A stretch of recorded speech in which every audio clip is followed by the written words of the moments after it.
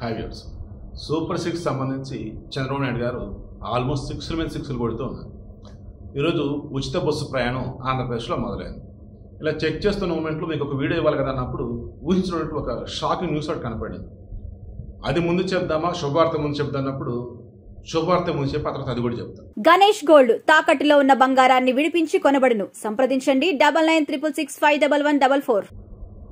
ఏపీలో ఉచిత బస్సు ప్రయాణంతో చంద్రబాబు నాయుడు గారు తీసుకున్నటువంటి స్టెప్ ఏదైతే ఉందో ఒక రకంగా స్కెచ్ అనే అంట, అది రేవంత్ గారు చేయలేకపోయారు.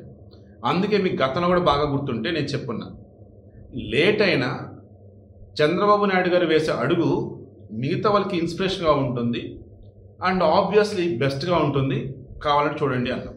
ఈరోజు ఏపీలో ఎక్కడ కూడా పురుషులకు ఇబ్బంది లేకుండా, ఈవెన్ మహిళలు ఉచిత బస్సు ప్రయాణం ఉన్నప్పుడు బస్సులు ఎక్కినప్పుడు వారు తిట్టుకోవటాలు కొట్టుకోవటాలు తోసుకుంటాలు లేకుండా ఎక్సెస్ బస్సులు ఏ ఏరియాలో అయితే క్రౌడ్ ఉంటుందో ఆ ఏరియాలోకి బస్సులు ఎక్కువ రావాలి. ఎక్కడైతే పురుషులు ఎక్కువనే వాళ్ళు ఉంటారు అక్కడ ఉచిత బస్సు ప్రయాణం కాకుండా బియాండ్ దట్ మీన్స్ ఇప్పుడు ఉచిత బస్సు ప్రయాణం ఎందులో అండి, ఆర్డినరీ, సిటీ ఎక్స్ప్రెస్, సిటీలో అయితే ఓలలు, పల్లె వెలుగు, ఆల్ట్రా పల్లె వెలుగు, ఎక్స్ప్రెస్, ఇవి. మరి రిమైనింగ్ 8లో డబ్బులు అన్నప్పుడు స్టార్ లైనర్, తర్వాత డీలక్స్, ఆల్ట్రా డీలక్స్, తర్వాత వచ్చే సూపర్ లగ్జరీ, ఏసీ బస్సులు, తర్వాత కొన్ని పుణ్యక్షేత్రాల్లో ఉంటాయి కదా, తిరుమలలో వచ్చేసి సప్తగిరి తిరుమలకి సంబంధించి సప్తగిరి అంతే అనుకుంటా, అండ్ కొన్ని పిలిగ్రిమ్ ప్లేసెస్కి వెళ్ళేవి, అన్నింటికి మించి అంతరాష్ట్ర సర్వీసులు, అది పల్లె వెలుగైనా ఎక్స్ప్రెస్ అయినా ఆర్డినరీ అయినా ఏదైనా అది వేరే రాష్ట్రానికి వెళ్ళే బస్సు కనుక అయినట్టయితే అది కూడా అప్లై కాదు. ఈ పథకానికి పేరు వచ్చేసి స్త్రీ శక్తి అని పెట్టారు. ఇక్కడ చంద్రబాబు నాయుడు ఏం చేశారంటే, ఫస్ట్ ఏపీలో ఎంతమంది రెగ్యులర్గా ప్రయాణిస్తున్నప్పుడు జనవరి నుంచి డిసెంబర్ వరకు డేటా తీసుకొని దాన్ని యావరేజ్ తీసి దీనిలో పురుషులు ఎంతమంది మహిళలు ఎంతమంది తీశారు. తెలంగాణలో ఉచిత బస్సు ప్రయాణం చేయడానికి ముందు ఎంతమంది, ఉచిత బస్సు ప్రయాణం అన్న తర్వాత ఎంతమంది అన్నప్పుడు ఆ డేటా కూడా తీసుకున్నారు. రెండు చెక్ చేసుకున్నప్పుడు ఆ ఏపీలో సైతము ఇప్పుడు ప్రయాణిస్తున్న ఆడవారు ఎవరైతే ఉన్నారో వాళ్ళు 3 times పెరిగే ఛాన్స్ ఉంది. ఇప్పుడు 100 మంది ప్రయాణిస్తున్నారు, దాని అప్పుడు వచ్చేసి 300 మంది ప్రయాణించే ఛాన్స్ ఉంది. అప్పుడు ఏం కావాలి, ఇప్పుడున్న బస్సుల సంఖ్య పెంచారు. బస్సుల సంఖ్య పెంచారు. స్త్రీ శక్తి పథకం పేరుతో వాళ్ళకి టికెట్ ఇవ్వాలి కాబట్టి, జీరో ఫేర్ అన్నట్టు దాని మీద మెన్షన్ చేయాలి కాబట్టి, ఎక్కడి నుంచి ఎక్కడికి వెళ్తారో ఉండాలి కాబట్టి ప్రాపర్గా కండక్టర్ ట్రైనింగ్ ఇచ్చారు. ఎట్టి పరిస్థితుల్లో కూడా తెలంగాణలో కొన్ని చోట్ల డ్రైవర్ని కండక్టర్ని దూషించారు. నిన్న కూడా సిటీలో ఎక్కడ కొట్టారు ఈ ప్రయాణికులు మహిళలు. అండ్ బస్సులో వచ్చేసి మన ప్రయాణికులు ఒకరినొకరు కొట్టుకున్నారు, గోలగోలేదు. ఎక్కడ ఏంటో సమస్య అన్నప్పుడు సరైన కోఆర్డినేషన్ లేకపోవడం. అందుకని ఏం చేస్తున్నారు, ఖచ్చితంగా పర్యవేక్షణ అనేది మ్యాండేటరీ. నాకున్న సమాచారం మేరకు బస్సుల్లో సీసీ కెమెరాలు కూడా పెడుతున్నారు. అండ్ కండక్టర్ ప్రయాణం ఎలా ఉండాలని చెప్పారు.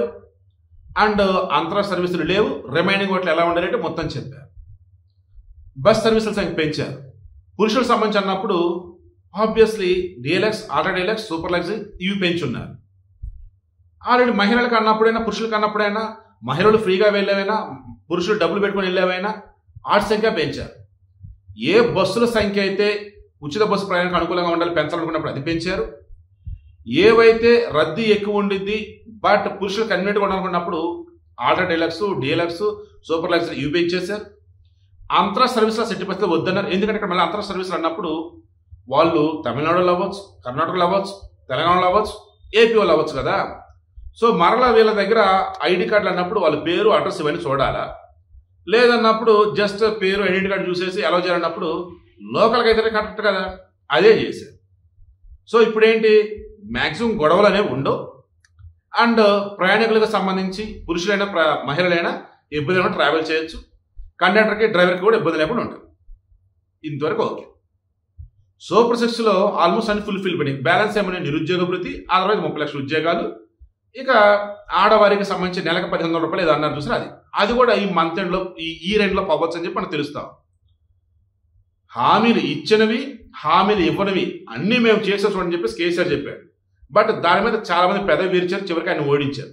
బట్ చంద్రబాబు నాయుడు విషయంలో అలా కాకూడదని చెప్పేసి పక్కాగా పకడ్బందీగా ముందుకు వెళ్తా ఉన్నారు. అయితే ఈయన సొంత నియోజకవర్గం కుప్పం ఉందా, ఈయన కుప్పం వచ్చేసి అటు కర్ణాటక బోర్డరు ఇటు తమిళనాడు బోర్డర్ అనమాట. రెండింటి కూడా 30 కిలోమీటర్ డిస్టెన్స్లో ఉండేది. ఈ కుప్పం నుంచి ఎటు పోయినా ఈయన 1989 నుంచి ఆడ పోటీ చేస్తున్నాడు. ఇప్పటికి 8 సార్లు వరుసగా గెలుస్తూనే ఉన్నాడు. ఈ కుప్పం నియోజకవర్గంలో చంద్రబాబు నాయుడు గారు అన్నప్పుడు ఒక బ్రాండ్ అండ్ ఎమ్మెల్యే కాబట్టి, మరి ఇటువంటి కుప్పం నియోజకవర్గం ప్రజలు మాత్రం ఈరోజు ఉచిత బస్సు ప్రయాణానికి పాపం చాలా మంది నోచుకోలేపారు. కారణం కుప్పం నుంచి అత్యధికంగా వెళ్లే బస్సులు ఏవైతున్నాయో అటు తమిళనాడుకు వెళ్తాయి, ఇటు కర్ణాటక పోతాయి. ఈ బస్సులు అంతరాష్ట్ర సర్వీసులు ఈడ ఎక్కలేరు.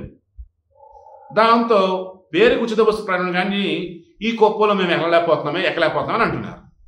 మరి దాని ఎలా ముందుకు సాగినట్టు చూద్దాం.